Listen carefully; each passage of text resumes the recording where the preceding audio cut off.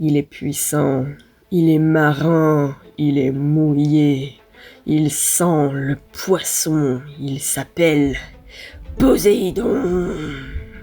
Non, j'ai pas trouvé de meilleure introduction. Alors peut-être parce que c'est, sans conteste, jusqu'ici, la meilleure introduction que j'ai pu faire de toute ma vie. Même les travaux de recherche que j'ai fait à l'université n'avaient pas de meilleure accroche. Bon, tu l'as compris, l'inspiration m'a laissé tomber. Allô. Alors sans plus attendre. Bienvenue dans Mythologie grecque décomplexée. Installe-toi confortablement et serre-toi un verre d'eau. Je te raconte l'histoire de Poséidon. Encore une fois, les parents du dieu du jour sont les titans Cronos et Rhea. Cronos bouffait tous ses enfants dès que le cordon ombilical était coupé pour éviter de se faire détrôner, jusqu'à ce que Rhea manigance une petite fourberie. La fourberie en question permet à tous les enfants mangés d'être vomis puis de se retourner contre leur père dans la première grande guerre divine. C'est au cours de cette guerre que Poséidon obtient son trident qui permet au dieu de prendre le dessus, accompagné de ses deux frères qui reçoivent également des armes stylées. C'est genre la 4e fois que je raconte cette histoire, toujours plus abrégée d'ailleurs, donc si t'as toujours pas retenu, va faire un scanner cérébral, tu as peut-être, sûrement, un problème. Une fois la titanomachie remportée, Zeus, Poséidon et Hadès se partagent la gouvernance de l'univers, et Poséidon obtient les royaumes marins. Il se fait construire un incroyable palais sous-marin en acier inoxydable qui lui sert plutôt de résidence secondaire puisqu'on le voit souvent en Olympe avec les autres dieux. Seulement, la paix est toujours temporaire et une seconde guerre se déclenche. Les ennemis maintenant, ce sont les géants. Cette fois, le dieu marin s'illustre par la puissance de ses biscottos car il se sert du Nil pour mettre un géant hors d'état de nuire.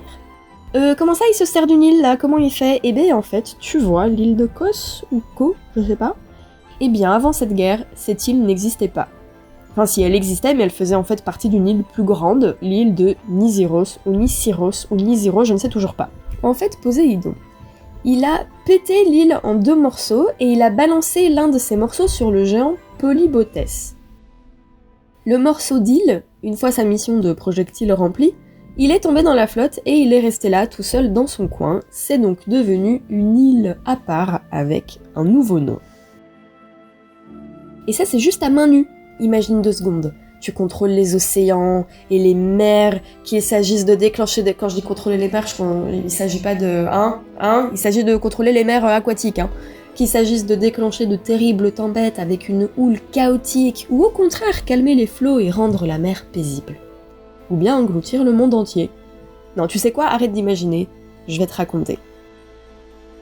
Alors pour la première fois dans ce podcast, tu vas entendre parler d'un événement que j'aborderai plus en profondeur dans un prochain épisode, c'est-à-dire comment Zeus a exterminé l'humanité complète.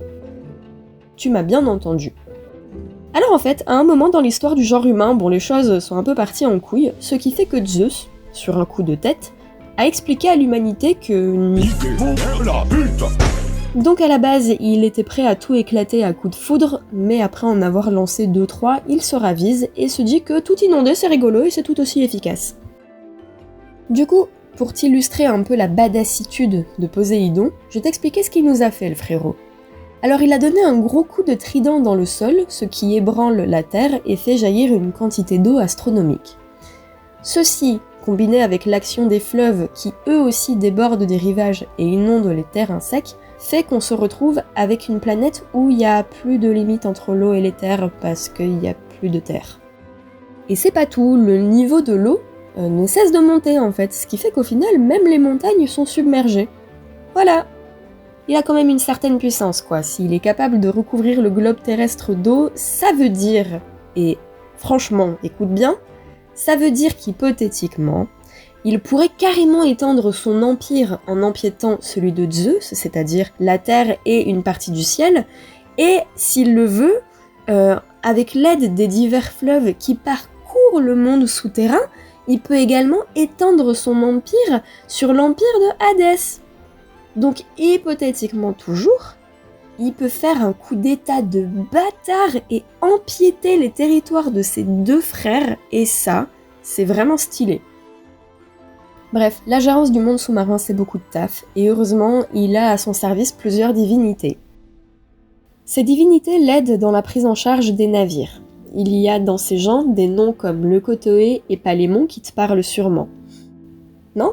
Comment ça te dit rien ? Mais si, rappelle-toi, Ino, la femme qui a... T'as vu mon jeu d'acteur de fou ? La femme qui a élevé Dionysos sur Terre. Eh ben Ino, c'est la petite fille d'Aphrodite. Ino s'est jetée à la mer avec Mélicerte, son propre fils, et donc l'arrière-petit-fils d'Aphrodite. Et celle-ci, en fait, elle aimerait que sa descendance ne crève pas spontanément comme ça. Donc elle implore Poséidon de les sauver. Ce qui fait que Ino devient Leucotoé et Mélicerte devient Palémon. Et leur nouveau rôle en tant que divinité marine, c'est de protéger les navigateurs qui sont mis en difficulté par les mers difficiles. Et en plus de ces deux-là, dans les employés imprévus de Poséidon, on retrouve, selon le poète Lucien, les deux frères Castor et Pollux, après que ceux-ci aient obtenu l'immortalité conditionnelle. Dans cette nouvelle vie, ils auraient pour rôle le sauvetage des navires en détresse. Donc concrètement, Poséidon fout la merde en mer et ses assistants doivent réparer les pots cassés. Sympa. Donc on a là un dieu surpuissant avec une arme complètement cheatée qui n'est égalée que par le foudre de son frère. Il domine la mer, les océans, l'eau en général, il a ses propres secrétaires et se déplace sur un char d'or étincelant tiré par de somptueux chevaux. Les chevaux qui font partie de ses emblèmes d'ailleurs. Alors pour comprendre d'où ça vient, il faut aborder l'histoire de la ville d'Athènes, précédemment nommée l'Attique. Alors, Athéna et Poséidon se disputaient la gouvernance de l'Attique et ils ont proposé une offrande à Cécrops, le roi de la ville, pour que ce soit lui qui choisisse qui sera protecteur de la cité. Athéna fait pousser un grand olivier qui apporte de l'ombre et de l'huile d'olive extra vierge, haha. Les femmes comprennent l'utilité d'avoir de l'huile et de l'ombre et elles le voient comme un symbole de paix et du coup elles sont du côté d'Athéna. Pour Poséidon, quant à lui, les versions divergent. Globalement, on admet qu'il a fait jaillir une source d'eau salée en frappant son trident sur le sol, mais certains poètes disent que son trident a servi à créer Schiphios ou Skiphios ou Skifio, je sais pas, faudrait que j'apprenne à prononcer les trucs un jour. Bref, il crée le tout premier cheval du monde, cheval qu'il a voulu offrir au roi, si le roi acceptait de le nommer protecteur de la ville. D'où le fait que, du coup, le cheval est attribué à Poséidon. Le cheval en question a beaucoup plu aux hommes de la ville qui voyaient là un symbole de force, mais comme les femmes l'emportaient numériquement, ce sont elles qui ont permis à Athéna d'obtenir la cité. Poséidon a pas kiffé, et non seulement il a inondé la ville jusqu'à ce qu'on lui construise un temple, mais en plus, dans la foulée, le roi a retiré le droit de vote aux femmes. Moi, s'il y a un truc que je retiens, c'est que dans l'Antiquité, les femmes avaient le droit de vote. Trêve de féminisme inutile dont tout le monde se fout, moi y compris, en parlant d'animaux associés à Poséidon, le dieu viril a aussi un truc pour les taureaux. Alors, si je dis Minotaure, je pense qu'un certain pourcentage d'entre vous, genre 100%, je sais pas, voient de quoi je parle. Le Minotaure, c'est un giga-taureau enfermé au milieu d'un labyrinthe, à qui on donne en pâture des gens. Mais en fait, d'où il vient, le Minotaure ? Mais là, je pense que je peux réduire le pourcentage d'entre vous qui a la réponse. Enfin, du coup, là, vous vous en doutez, on parle de Poséidon, donc en fait, oui, le Minotaure vient à l'origine de Poséidon. Alors tout commence quand Poséidon a une petite envie de sacrifice. Il attend pas que quelqu'un se décide à le faire, non, c'est lui qui décide qu'on va lui sacrifier un truc, là, tout de suite, maintenant. Il offre donc à Minos, le roi de Crète, un superbe taureau en lui disant que c'est pas pour faire du saucisson sec, c'est pour le sacrifier. Sauf que Minos, il a aussi un truc pour le taureau et il décide de ne pas le sacrifier. Alors, Poséidon est tout à fait vexé puisque tu l'auras deviné, c'est une offense, ne pas faire ça, c'est manquer de respect à son culte, donc on ne sera pas surpris de savoir qu'un sale coup de justice attend notre roi Minos. Alors comme je me permets n'importe quoi parce que c'est mon podcast, là je me permets d'ouvrir une parenthèse en plein milieu de ce suspense. Maintenant les punitions divines suite à un manque de respect à un culte, on trouvera ça normal. C'est blasphème, c'est hérésie, donc la punition est méritée, c'est la conséquence des actes des mortels, et puis voilà. On est du côté de la justice vénère, et pas forcément de la fils de puterie, puisque c'est mérité. Mais maintenant se soulève la question de où s'arrête la justice vénère, et où commence la fils de puterie ? Vous n'avez pas 4 heures parce que je vais répondre à la question pour vous. En fait, Poséidon, pour le dire rapidement, il a fait un coup à la Aphrodite parce qu'il fait naître en la femme de Minos un amour et une attirance charnelle démesurés pour le taureau. Le message à comprendre, c'est « t'as pas voulu me le sacrifier, et bien maintenant il va niquer ta femme ». Du coup, la réponse à la question que j'ai posée un peu avant, c'est que là, je pense que la limite entre justice vénère et fils de puterie, elle est franchie, quoi. Donc la reine fait ce qu'elle a à faire avec le taureau à l'aide d'un ingénieux inventeur qui, j'en parlerai un autre jour, et donc elle donne naissance au famoso Minotaure, une créature mi-homme, mi-taureau qui mange des gens. C'est donc du semi-cannibalisme. Je te laisse 2 secondes pour imaginer la douleur de l'accouchement. Et du coup voilà, le roi ne tue pas son fils non plus, qui n'est pas son fils d'ailleurs, parce qu'apparemment il a vraiment un problème avec le concept de tuer des taureaux, et au lieu de le tuer, il l'enferme dans un labyrinthe. Fun fact qui me sert de transition, c'est que le taureau avec qui la reine a fait des trucs censurés fait partie des travaux de Héraclès, qui a dû le dompter et le ramener à, tu connais la chanson, son pet burn de cousin. Non, j'ai pas envie de crier aujourd'hui. Bref, petite transition sympa pour parler de Héraclès qui fait une réapparition, cette fois-ci pour sauver quelqu'un qui là encore aurait dû être sacrifié à Poséidon. Là je commence à comprendre qu'il a un peu les boules, si à chaque fois qu'il demande un peu de respect avec un petit sacrifice de rien du tout, qu'on lui dit symboliquement va te faire voir, moi aussi perso, je serais pas super contente. Enfin bref, le contexte, c'est que Poséidon, il avait participé à la tentative de coup d'état de Héra contre Zeus, et du coup, il se retrouve au service du roi Laomédon pour construire les murailles de la ville de Troie. Sauf qu'à la fin du contrat, Laomédon refuse de payer. Plutôt que de saisir le prud'homme, Apollon, qui faisait aussi partie de cette histoire, se venge en envoyant la peste, et Poséidon, lui, il exige de Laomédon qu'il pose sa fille sur la plage afin qu'elle serve de petit-déj à un monstre marin. Mais c'est là que Héraclès arrive et que, d'une part, il sauve la demoiselle en détresse, et d'autre part, il tue le monstre de Poséidon, vas-y, ravale ton seum. Et en parlant de ravale ton seum, il fallait bien en parler à un moment donné, c'est parti pour la guerre de Troie. Alors, dans quel camp est-ce qu'il se trouve notre bon vieux Poséidon ? Eh bien, comme les Grecs avaient le pied marin, ils vénéraient le dieu des océans et avaient beaucoup de respect pour lui. Lui, on l'a vu, il se fait un peu ignorer par des gens, du coup quand il y en a qui le traitent comme il se doit, c'est-à-dire mais comme un dieu bordel, bah ils se rangent de leur côté. Ça serait bête de ne pas faire comme ça. Bon bref, tu connais la chanson, Zeus a interdit aux dieux d'intervenir directement dans le conflit, mais en réalité, Zeus lui-même met son grain de sel dans le conflit, un petit coup de « fais ce que je dis, pas ce que je fais » de la part du roi des dieux. Cet instant d'hypocrisie ne passe pas inaperçu aux yeux des autres dieux qui, de toute façon, n'en faisaient déjà qu'à leur tête et prenaient part plus ou moins discrètement à la guerre. À un moment, Héra dupe Zeus pour favoriser les Grecs, mais comme elle se fait cramer, elle tente de faire genre elle est innocente et affirme à son mari « Je te jure sur la tête de tes enfants que c'est pas moi, c'est Poséidon, j'ai tout vu ». Zeus ordonne donc à son frère de bien vouloir quitter le champ de bataille s'il te plaît.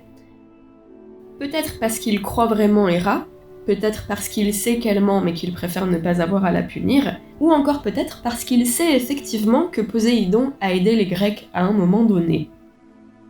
Quand Zeus donne enfin l'autorisation à toutes les divinités de foncer se joindre directement aux guerriers troyens et grecs, Poséidon cherche à provoquer Apollon afin de faire chauffer un petit peu son trident. Mais Apollon, en réponse aux saillantes moqueries du dieu des océans, préfère dire « les rageux y rageront » et il part s'occuper d'aller aider les Troyens.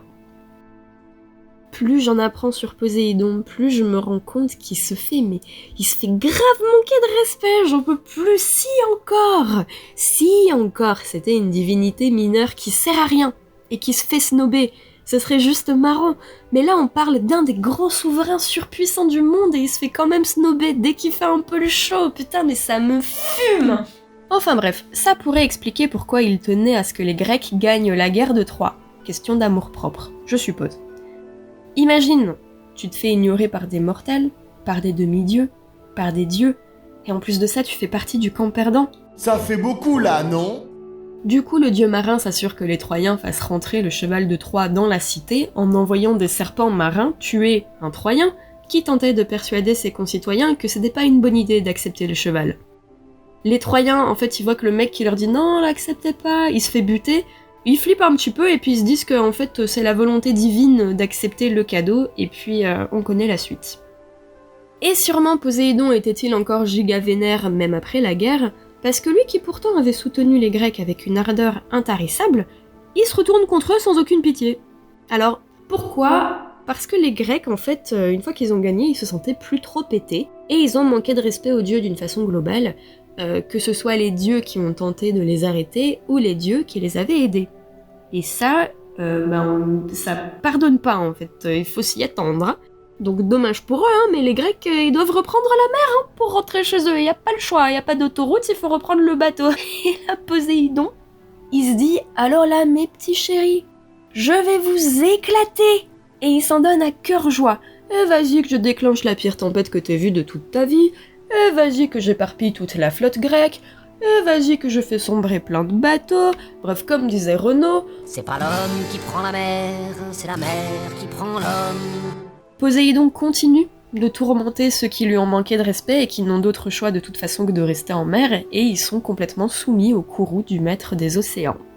Il s'acharne surtout sur Ulysse, ou Odysseus de son nom grec, à tel point qu'au bout d'un long moment, tous les dieux se concertent pour dire que le pauvre Odysseus, il a peut-être pas mérité tout ça. Spoiler, si, un peu quand même.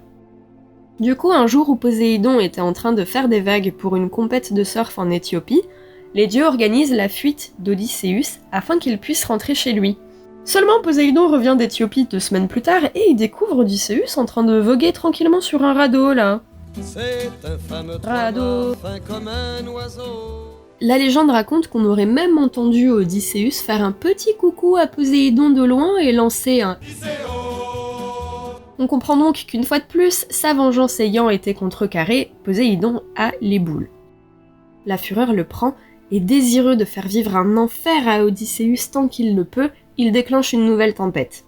Répondant à l'appel du trident, les terribles vents d'est, d'ouest, du nord et du sud se forcent le passage les uns à contresens des autres, tandis que les vagues toujours plus tumultueuses finissent par fracasser le radeau du héros. Après ça, Poséidon lâche l'affaire parce qu'il considère qu'Odysseus n'a pas survécu, mais Odysseus a survécu. Mais heureusement, rien n'est tout noir ou tout blanc, et notre dieu marin a aussi fait des bonnes actions. Prenons par exemple l'histoire de la fille d'Érysicton. Dans l'épisode de Déméter qui a une qualité sonore vraiment pétée et qu'il faut que je refasse un jour, je t'avais parlé d'Érysicton, condamné à crever la dalle sans arrêt. Il avait dépensé toute sa thune et il a ruiné ses darons en nourriture sans jamais pouvoir assouvir sa faim. C'était le principe de la punition que Déméter lui a infligée. Il arrive un moment où du coup il a plus aucune possession, si ce n'est sa fille. Alors non, il a pas décidé de bouffer sa fille. Il la vend en esclave au premier random qui passe, bon, pas fou, mais toujours préférable au cannibalisme sauce infanticide. La fille d'Érysicton supplie Poséidon de la sortir de cet esclavage, peu importe comment, et le dieu répond à l'appel en la transformant en un pêcheur. L'esclavagiste qui l'avait acheté part donc sans elle parce qu'il l'a pas trouvé, il y avait juste un pêcheur là sur le ponton, il avait pas acheté un pêcheur quoi. Donc il part. Une fois que c'est fait, la fille d'Érysicton revient voir son père et lui explique ce qui vient de se passer. Érysicton, il est fou de joie en voyant sa chère et tendre fille revenir parce que il avait plus rien, il était tout seul, mais maintenant il peut la revendre en esclave à un autre riche random.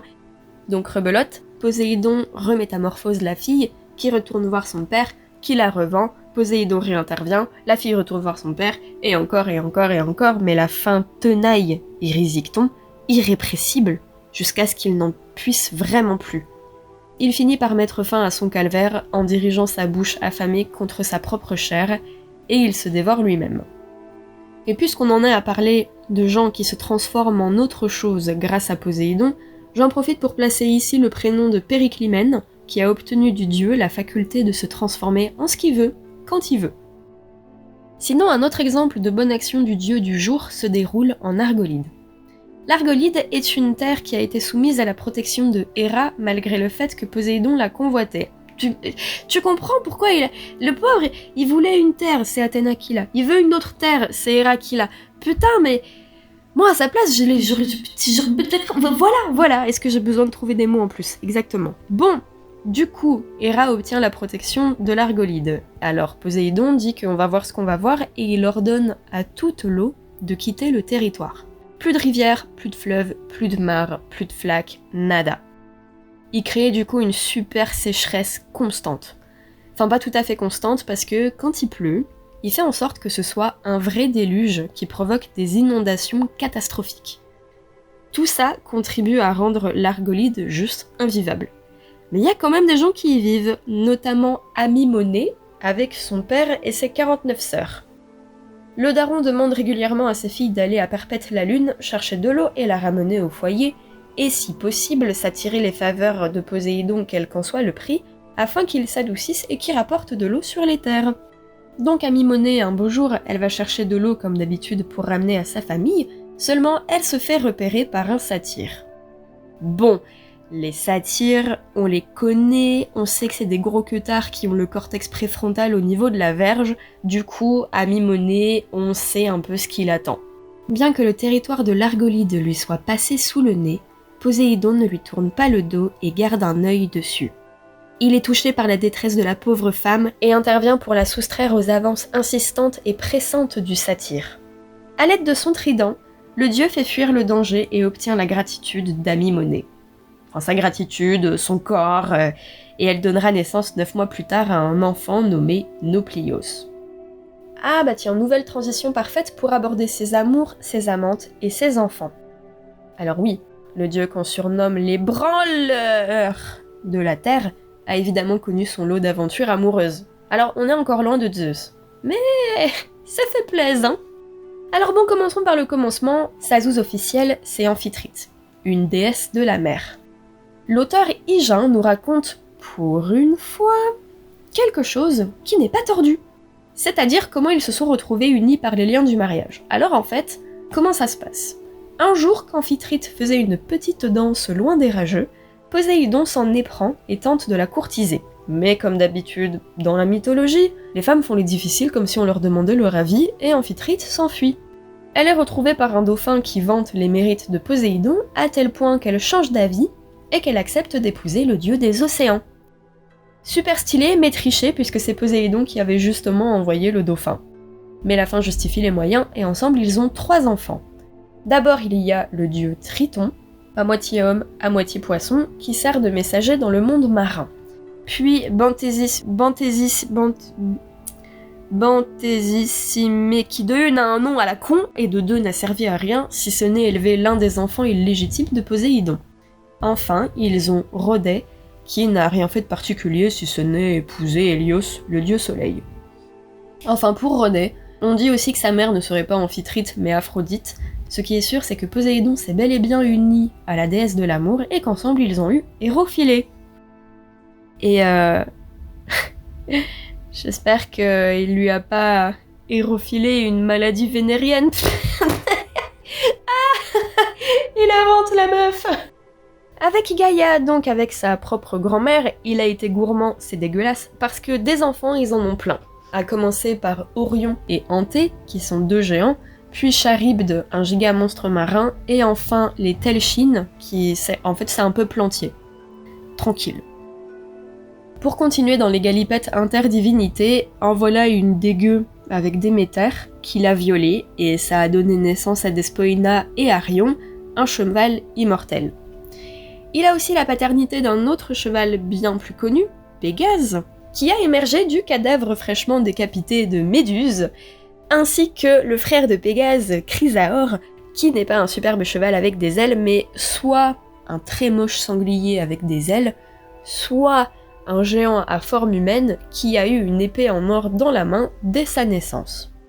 Il y a aussi Bellérophon, qu'il a eu avec Eurynomée, Bellérophon qui d'ailleurs est le héros qui chevauche Pégase. Avec la déesse de la neige Chionée, il a eu Eumolpos. Avec Canacée, il a eu Triops, puis Triops a une fille appelée Iphimédie, donc Poséidon c'est le grand-père d'Iphimédie, ce qui ne l'empêche pas de lui mettre un petit coup sous le juperon, ce qui donne naissance aux jumeaux Othos et Éphialtès. Il est aussi le père du fameux cyclope Polyphème, dont la mère est la nymphe Toosa. Les fondateurs de l'Atlantide sont également ses enfants, et ils sont nés d'une femme appelée Clito, je me retiens de faire une blague de mauvais goût, dont on dit qu'elle lui a donné 5 paires de jumeaux. Une version de la vie de Proté fait de lui le fils de Poséidon et de Phénice. Il avait un double pouvoir, celui de dévoiler l'avenir et celui de se métamorphoser à volonté. On a aussi Glaucos, pour qui personne ne s'est mis d'accord sur qui il est, quel est son statut, quel est son métier, qu'est-ce qui lui arrive et qui sont ses parents, mais une version des faits dit qu'il est fils de Poséidon. Alors moment un peu dégueu, le bélier à la toison d'or. Tu me vois venir ? Le bélier à la toison d'or serait un enfant de Poséidon qu'il aurait eu avec la très belle Théophanée. Théophanée qui s'était fait transformer en animal le temps de copuler, puis qui a récupéré sa forme humaine, et qui a dû voir flou quand elle a donné naissance à un truc pas humain 9 mois plus tard. Avec Alcyone, il a eu Hyperénor, Irius et Aétus. Avec Molyone, il aurait eu 2 jumeaux, mais leur paternité est discutée.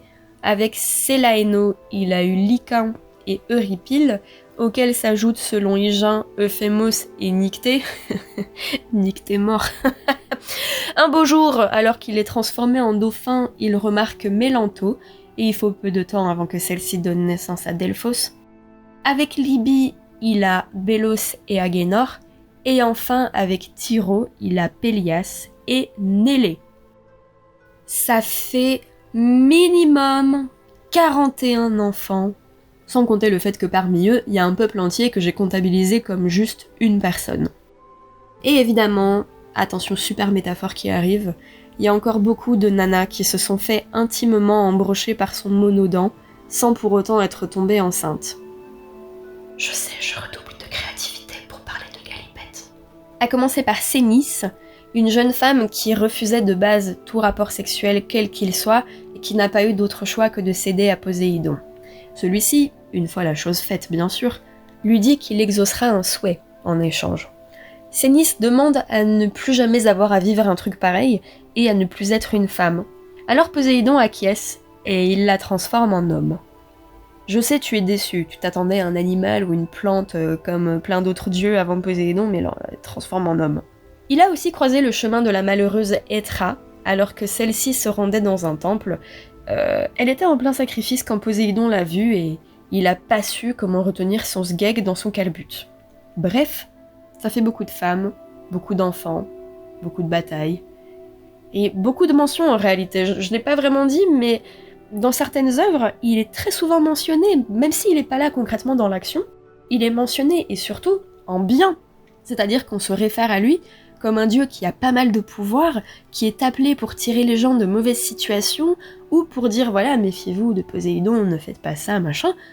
Bon après, en face à face, il se fait pas trop respecter, mais c'est pas par tout le monde. Il y a quand même des gens qui sont en mode bon bah c'est un dieu quoi, je sais pas où aller avec cette phrase. Donc voilà, on va s'arrêter là, hein. Toutes les bonnes choses ont une fin.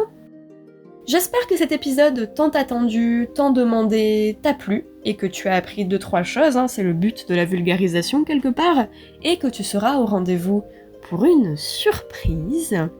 Et oui, c'est officiel, ceux qui sont sur Instagram ont vu les stories, vous savez de quoi je vais parler. Bientôt, vous verrez ma tête dans des collaborations avec Eva de Art Addict, où on se pose tranquillement sur un canapé pour discuter ensemble de divers mythes abordés dans des œuvres antiques ou dans des œuvres contemporaines. Enfin, spoiler, ça va être du grand Mendes. Je te laisse du coup le profil Instagram de Eva dans la description pour que tu ailles voir son contenu. Si tu aimes la vulgarisation d'une manière générale et que tu cherches des bouquins à lire sous le soleil cet été, c'est la personne qu'il te faut. Et comme d'habitude, je ne remercierai jamais assez Johan pour les covers et les artworks qu'il me fait pour chaque épisode. Idem, je laisse son profil Instagram, vraiment il mérite des compliments sur son travail. Et que dire de plus si ce n'est abonne-toi à Mythologie Grecque Décomplexée sur Instagram, sur Spotify, bientôt sur YouTube, je vous tiendrai au courant. On rigole bien, et puis je suis toujours très réactive quand vous venez me parler, c'est toujours un plaisir, n'ayez pas peur, venez me parler, je suis si seule. Sur ce, on se retrouve bientôt pour un prochain épisode de Mythologie Grecque Décomplexée. C'était Margot pour te divertir comme toujours, prends soin de toi, ciao.